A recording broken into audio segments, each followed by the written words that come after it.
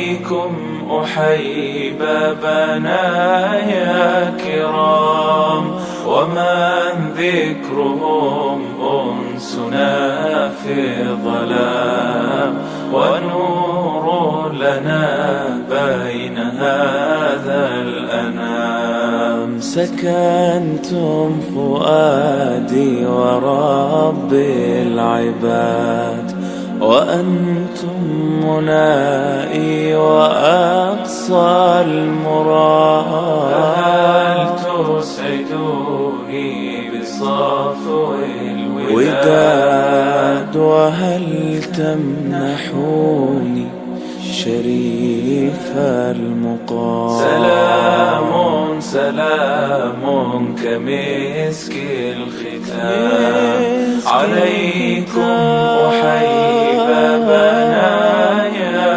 كرام، ومن ذكرهم أنسنا في الظلام، ونور لنا بين هذا الأنام. أموت وأحيا على حبكم، وذلي لديكم وعزي بكم، وراحة روحي رجاء قربكم.